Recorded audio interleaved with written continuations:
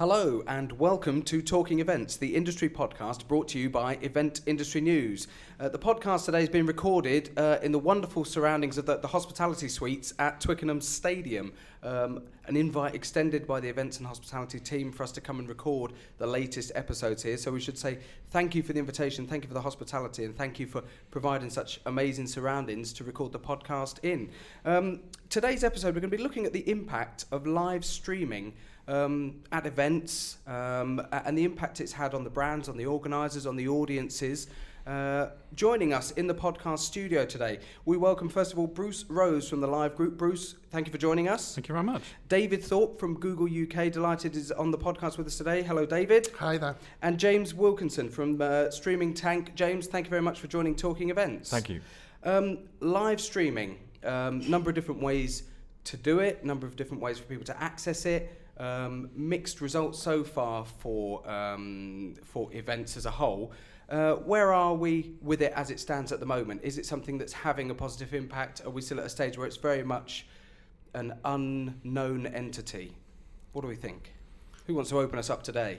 Well, I'll say that on YouTube we've been doing live streaming of events for a number of years. I think we started with, in a big way, with the Olympics in 2012, the London Olympics, and we put a lot of engineering work into building up the platform in order to support that. And I would say that was a big success. And yes, as you say, since then we've done many other events with mixed results. And I would say that there's still a long way to go before people kind of really understand what works well as a live streaming event and what doesn't, and to get over some of the sort of the myths around live streaming events. But I think there's definitely a big future there for live streaming. When you say mixed results, what do you mean by mixed results? In terms of the audience numbers or the impact that it's had on the actual event from a positivity point of view? Well, I mean, on YouTube we talk about watch time, number of viewers, revenue. All of those things are sort of mixed across the board. And Bruce, in terms of what you guys offer, and perhaps we should talk a little bit about, respectively, what Bruce and James do within their companies to put it into context. Tell us a little bit what about the Live Group does and what it offers in terms of live streaming. Yeah, I mean, Live Group has been a traditional events agency and was a traditional events agency for near 30 years. And it's only really in the last probably 6, I'd say, that we started to switch to a more digital tool-orientated method, and now we really advise our clients on the best way to introduce digital technology into their events. And of course, live streaming is a huge part of that. It is a service we offer, and sometimes it's something that we do and we organise. Other times we're dealing with organisations like James's and kind of taking that knowledge on board in how to plan and deliver these. But really, I think we sum it up, or I do, in that it is perhaps the most exciting time as an events agency to be engaging with this technology, because there are lessons to be learned. There are little pitfalls that need to be mindful, but every time we do a webcast, we're learning something new about it, and we're finding out different things that we can bring and how to improve it in the future. Well, hold that thought about the pitfalls, the lessons that can be learned, because that's something we need to address in today's episode. Let's go over to James Wilkinson from Streaming Tank. Let's talk a little bit about what you guys offer and your own experiences within the streaming world. Well, of course, we're a digital broadcasting agency. The reason why I pick up on that term is because I feel live streaming is very sort of like targeted at just putting a live event online. But as Bruce was referring to earlier, that it's so much more than actually just putting the live stream on now. It's a case of like the before, during, and after the event, because it becomes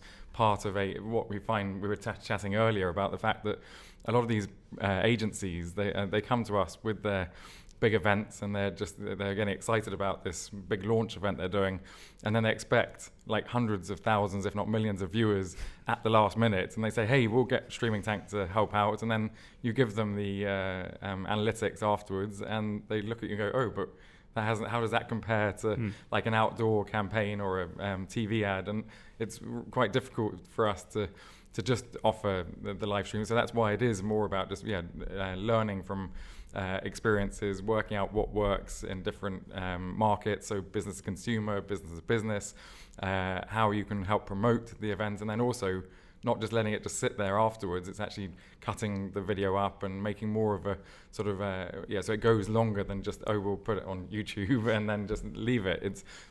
That's where I find that it's changing a lot more the industry of live streaming, because it shouldn't just be about, hey, let's put a live event on. It should be about why we're doing this, what are the objectives, because if it is just a get the message out there, then that's fine, but they've got to work out how they're going to do that, and then where it goes afterwards is hugely important. So are we perhaps at a stage within the industry where people understand what live streaming is and how it can be delivered in terms of the technology and the hardware that's required, but are still not planning it in at an advanced stage as well as they could be and should be? I think that's fair. I think the thing that we try to fight, certainly when we're advising clients about bringing live streaming into their event, is to not think of it, as James says, as just a bolt-on.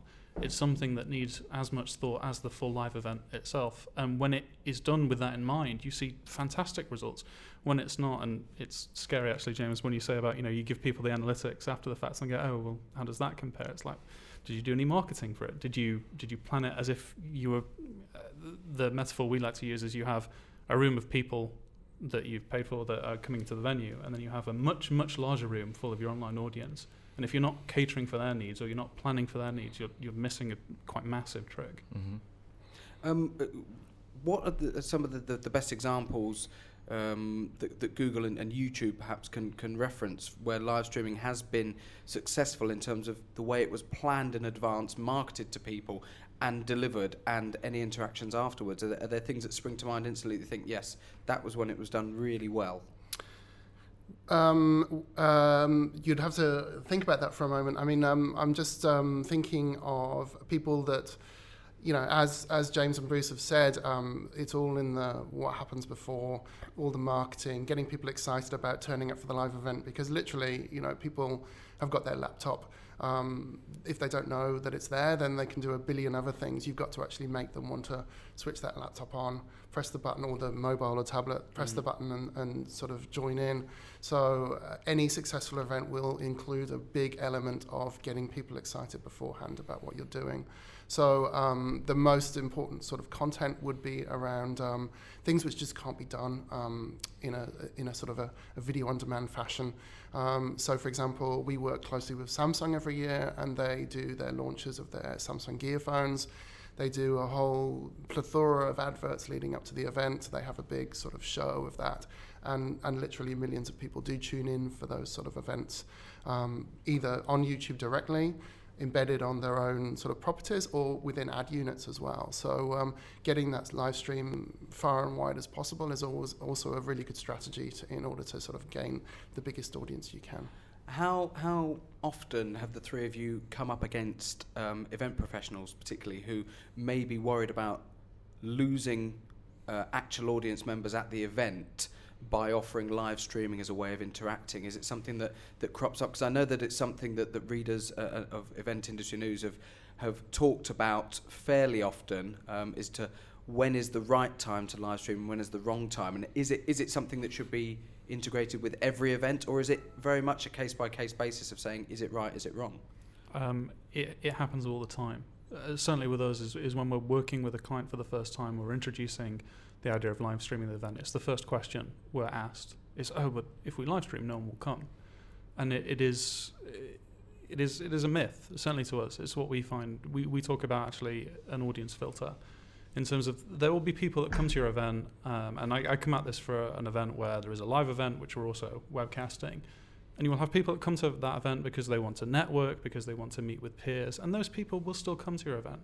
There might be people who actually just want to engage with the content and the speakers, and that's an audience that is better served perhaps in a live streaming environment. But the net gain is that your audience numbers increase. The people that really want to go on site to the event still go on site, and they engage more because they're surrounded by people that also want to engage with them. The people that watch online are part of a much larger audience cohort, and they get to watch all the content in a much more convenient fashion. And I hear so many tales of people saying, I can't leave the office for a full day, but you have a really interesting talk I really want to watch. I'm going to engage with that, and that's only possible with this technology. I can add to that, and the clients that I work for, I'm sure that Bruce is the same, is the fact that you can also add a paywall where actually your people that aren't there at the event, you're still the event producer or company is still making the money out of the event they're putting on.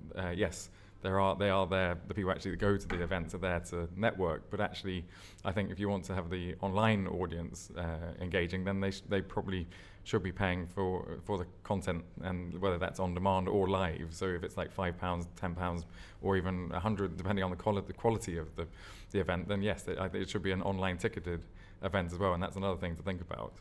I disagree with that point, thank goodness. Okay. Excellent. We love a disagreement. I know. Yeah, fire away. So, I mean, if you're going to put this barrier up for people to pay for your event, you're sort of assuming that that it's something valuable online as well. I mean, clearly you can get people to pay, but you'll probably find that not that many people will pay. I think what you need to do is use your live event as a sort of like a catch for people. People are, they're happy to watch things online if they can't do it otherwise, but they really want to be there at your event, regardless of whether or not sort of, there's barriers in the way. If by putting that live stream online for free, then you're giving them an opportunity to sort of like see what it's like, and then maybe next year come back to your event, buy a ticket for it. People understand that the experience online is going to be a much lesser experience than actually being there, and you just need to just keep telling them, like, come next year, buy a ticket for it. That's going to be your best thing. It's not necessarily looking at the live stream as a sort of a revenue strategy, because I just don't think you're going to cover your costs by doing that. The other thing I think is you've got to think big. You're thinking about people in offices that can't turn up for the full day. But live streaming, the great thing about it is it's a global medium. Like, you're finding people all over the world who can actually participate in your event that they wouldn't normally do. So think, if your event is sort of based in the UK, think, well, how are we going to market this to people in, other countries? You've got such a big audience that's potentially interested in what you're doing, and you should be sort of like thinking about that global audience, not something, local at all. Well, I think on that point, then it's a suitable moment to mention the fact that the NFL announced recently that they'd done a deal with Twitter for $10 million for Twitter to live stream 10 Thursday evening NFL matches during the 2016 season. And the NFL were quite vocal in the fact that they hadn't done what was financially the best deal for the NFL. It wasn't the highest amount bid, but they felt that by doing the live streaming through Twitter, they were going to expand their audience, not just with the people that use Twitter, but other websites can subsequently embed that Twitter feed into their own streams, et cetera, et cetera. So this ties in perfectly with the idea of free streaming, but I'm also keen to sort of find out what your opinions are on that, if it's going to have an impact in turning heads on other events, and also services like Periscope, for example, because when we talk about live streaming, we're not just talking about bringing in services to provide high quality live streaming, we're talking about actually the public generating those streams as well, which has been quite... So let's use that as 2 points. What do we think about the NFL, the Twitter announcement? I think it ties in very well to David's point, actually, in that what we're talking about when expanding an audience with live streaming audiences, you're basically creating brand ambassadors for your content and for your event. And so the NFL have quite clearly realised, well, if we broadcast, we're creating this direct link into Twitter. So people will start talking about the NFL brand and the games through the platform. We see an increase, and then that will hopefully generate a greater audience in return. I think it then gets interesting, and when we talk slightly about pitfalls, is that can then go wrong. If things haven't been planned correctly, or something can go wrong, and an audience which is watching online is suddenly all over social media talking about how something is perhaps going wrong at the event. And it's a real risk that event organisers need to be thinking of. And it's certainly that we always try and fight. In that if you have someone that's at an actual event and something might go wrong, they might grumble to the person next to them and then it's all forgotten. But a tweet is always on there and it's not going to be removed, and it has an impact much wider than just the person's immediate followers. I think just adding to that, I think what's quite interesting looking at things like Periscope, Facebook Live, or Meerkat no longer, but is the fact that is quality control. I think live streaming over the last, we've all been doing it for so many years, but what's interesting is it's become suddenly the last 6 months, live streaming is here and now. We're like, okay, but what's interesting, yes, it's there and it's here now for the user generator, and also, yes, brands are now using it, et cetera, but what I've recently seen, which is quite interesting, I don't know what you guys think, but is quality control. Because if you're just there with your mobile phone pointing it at a rock concert, but you're a brand doing that, I still think there's a quality control issue of actually it's different to what Twitter are doing with the NHL or whatever it is, but because it's going to be broadcast quality pictures, and it's what goes into YouTube Live as well, and that kind of thing. Yeah. But it's when it flips over to like brands trying to, we're going to do a live stream from the mobile phone through Facebook Live, Periscope, that kind of stuff. I just think that it's going to be brands are going to have to watch, and agencies, that space. Yes, it's free, but they've got to make sure that their rig or whatever they're doing, that setup is nice and professional, because doing a standard live stream through that kind of device is going to have complications. I think that's quite an important thing. Well, shall I disagree again? Please do. Yeah, Please fantastic. No, if you could just agree, that. So, I mean, I'm not. I work for YouTube. We're a platform. Anyone who wants to sort of live stream on our platform can do so, or upload VOD, of course, which is another service that we offer. And essentially, the quality, to be honest, is less important than the content. I think it's like, people find their audience, and their audience find the people that they want. I would like brands and other people to be less precious about the quality of what they do, and think more about the quality of the production, and more about the quality of the content that they're providing. So that's more interesting, I think, for people than having a really good professional sort of setup. Just going to the NFL Twitter thing, it's great that people can feel that they can reach their audiences in that way. We find that a lot of sports leagues and other people, where they haven't sold rights in particular countries, that they're very happy to provide that in a live stream sense, geo-restricted to the country where they haven't done those deals, and that's a great way of building an audience, I think. I agree to an extent. In that, yes, content should always come first, but there is a point at which a diminished quality becomes such a negative, and putting on having let's say an official live stream for an event can then actually become a safeguard, because suddenly the only thing you actually need to live stream an event is a mobile phone, and you can get on Periscope, you get on similar things and start recording and start broadcasting. And if then people are engaging with that content, let's say the audio is chopping out because it's on the onboard mobile audio and they can't quite hear what's going on, so this isn't great. Whereas actually, if you have an official thing that you can then parlay that into, it doesn't need to be obviously the full bells and whistle complete production job. It just needs to be of a certain baseline quality that people can actually enjoy the content as good as it may be. And of course, with the NFL, we're talking about a multi-billion-dollar brand and entity, aren't we? That where quality control is of paramount in every aspect of what they do. But to sort of use a layman's term, it's horses for courses, isn't it? It's about striking the balance depending on what your event is. When we bring it back to the relevance of this particular podcast and the audience, we could have guys organising small-scale business conferences, exhibitions, outdoor concerts, festivals, etc., etc. It's about finding the right balance for you and identifying what is the best way forward. Yeah, I mean, I agree actually with Bruce in the fact that, obviously you need to have... we need more conflict. There we go. You obviously need to have like the audio working, you need to have a good internet, there is lots of things you need to do to make a live stream work well. And there are specialized agencies, including the one that James works for, which know everything about how to do this stuff. And it's important that you understand what you need to do to get a live stream up and running. What I don't think you necessarily always need is like fancy equipment. You don't always necessarily need to, lots of vision mixing and so forth. You just need to make sure that you can engage with your audience and provide something that your audience is interested in. I agree with that. Yeah. James, you mentioned that on that point there about you said sort of 6 months ago suddenly it's become a boom. Everybody's talking about live streaming, etc. But is it very much been driven by the end users becoming more comfortable with streaming any form of visual entertainment through a mobile device or a laptop?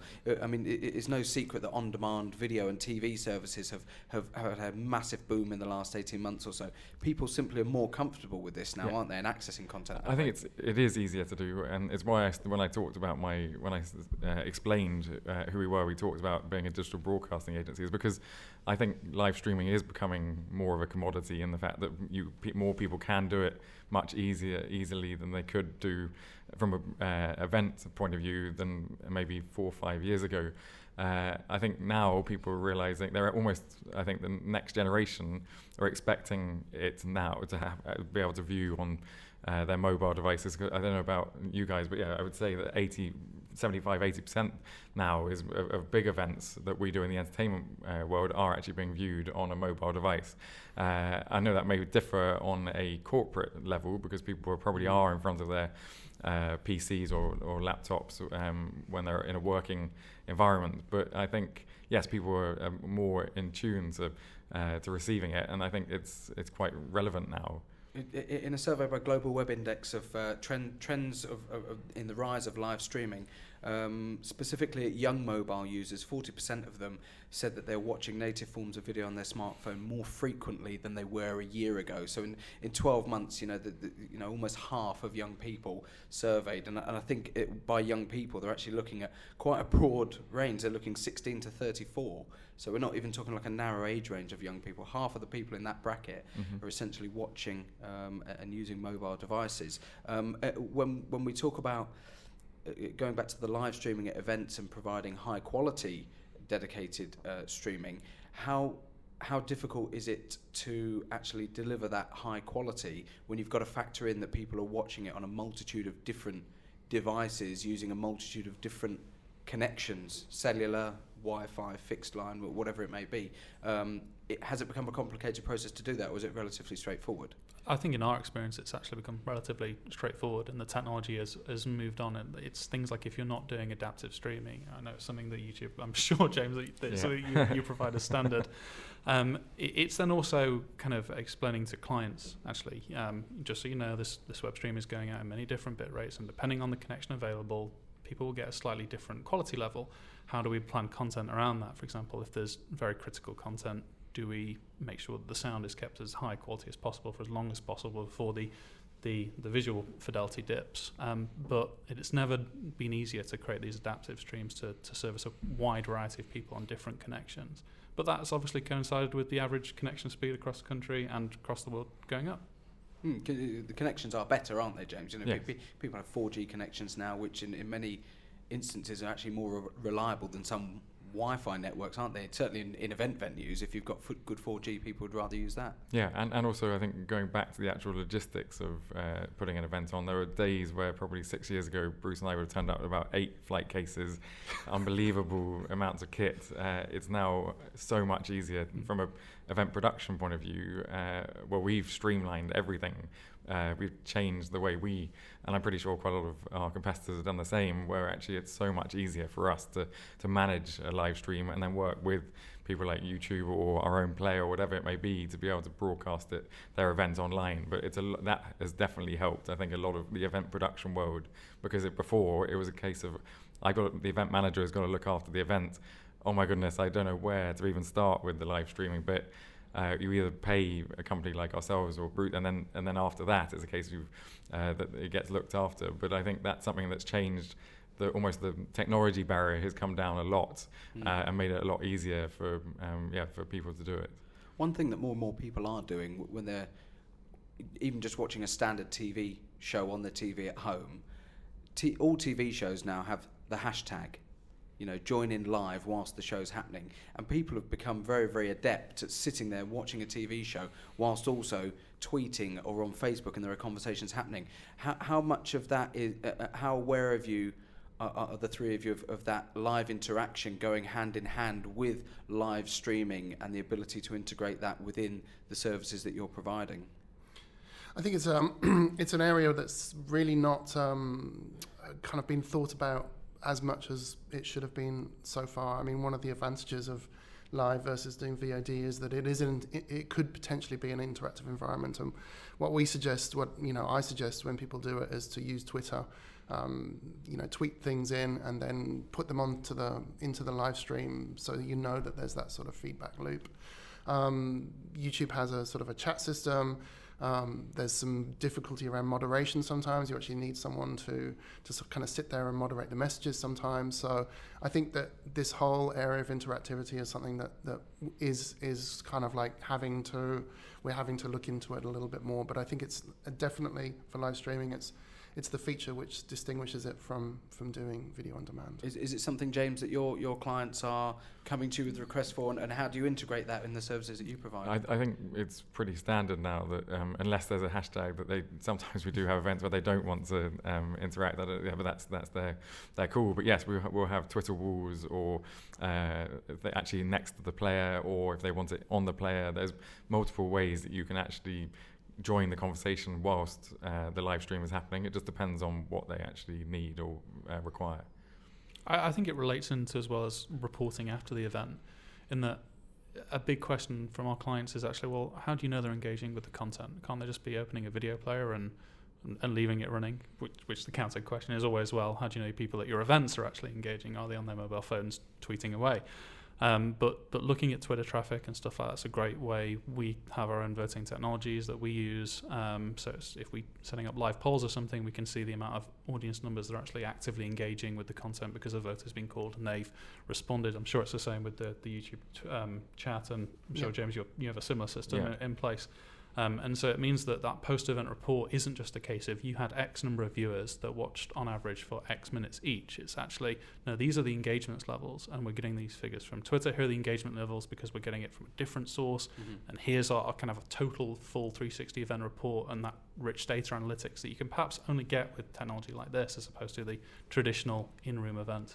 Are there examples of clients or events that you've worked with where the live streaming is not just intended for people outside the actual event itself, but they've also got one eye on people within the event being able to access that live stream?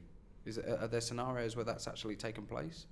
Yes, I would say that, and it normally depends on the network capabilities of that office, and that is a huge problem that we've had to help our clients with, is because suddenly if you have one organisation or event all pulling the data off the same connection, especially if they're watching HD or high quality, it's going to bring it down, and that's something that I think also the audience should think about if they are wanting their different parts of the event to engage in that content, that they actually have the decent internet connection sorted, because it is something that you forget about, or some people can, and it could cost you dear if internet was to go down.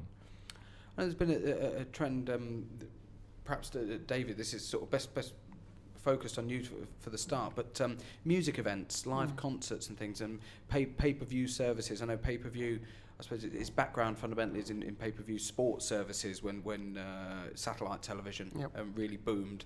But there are more and more examples now of concerts and promoters and the major music promoters using pay-per-view as a means to extend the audience beyond. How are YouTube accessing that and working alongside some of these major concert brands to help access live music events specifically?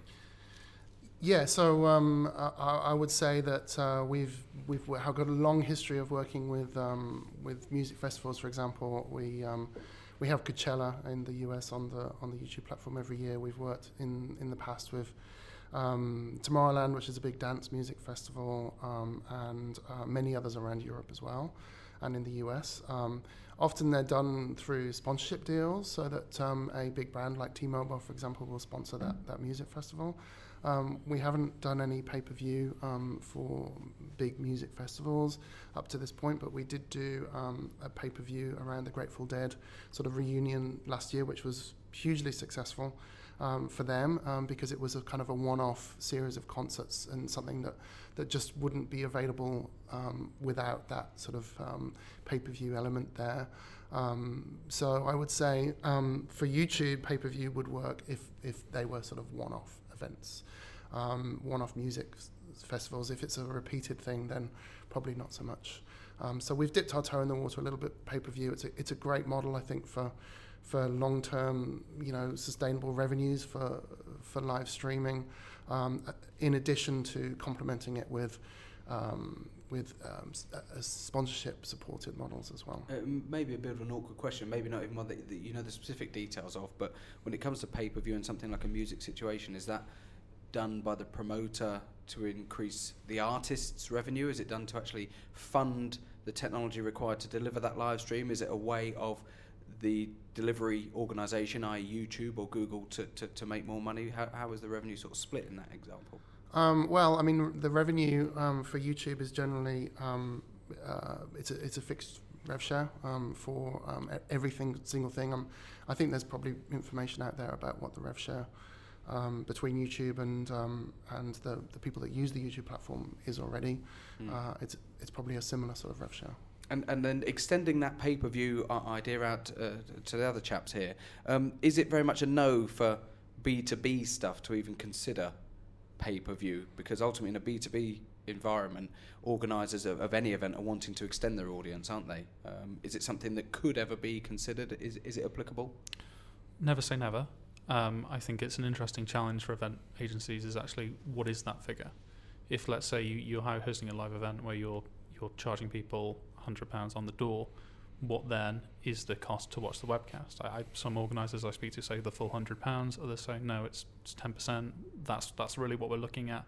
It's something that's been touched on. Is it can be a reduced experience. Obviously, you're not going to network with your peers in the industry, and so how do you then parlay that into other perks or benefits? I think to jump back quickly into the music event side of things, that presents a really exciting challenge in the streaming world, certainly, because if I'm watching a conference where someone's talking and delivering PowerPoint, a flat visual representation of that is fine. If I'm going to a concert, it's an experience, and the challenge is how do we replicate experiences through live streaming technology. There's some exciting work going on. You've got Google Cardboard, obviously things like Samsung Gear VR and Oculus and Rift and HTC Vive have just launched in these full VR headsets, and there are now 360-degree streaming cameras that are beginning to see use, and that's allowing us to replicate experiences as opposed to just the typical flat webcast.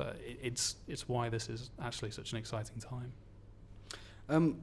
It's getting towards a time where we're going to start wrapping things up, but I'm keen, whilst we've got the three of you in the studio, to perhaps find out if you've got any advice or thoughts on what you would like to see clients, event organisers, agencies doing better, so that when they approach you with the idea of could they deliver a live stream at their event, what really should they be coming to you armed with already in order to facilitate a more accurate level of planning?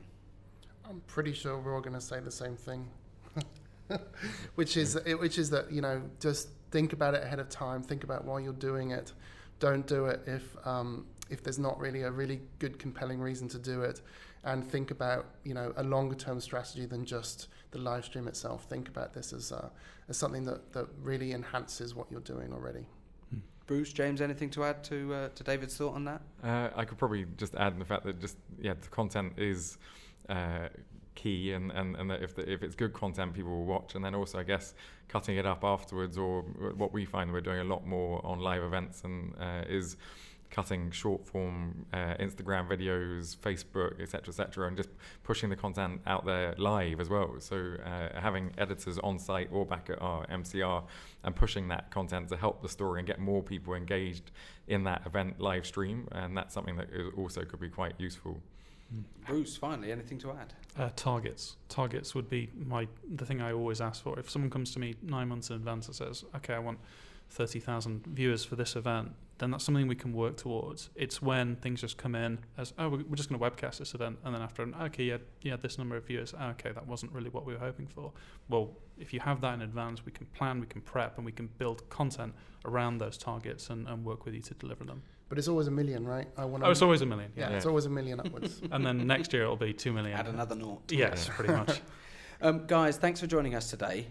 Fascinating subject, one that's clearly going to develop and continue to evolve. And I think in a future episode, it'd be great to get you back in 6 months, a year down the line. Let's look at where we are. Let's look at how things are developed, and let's look at how things are being shaped up.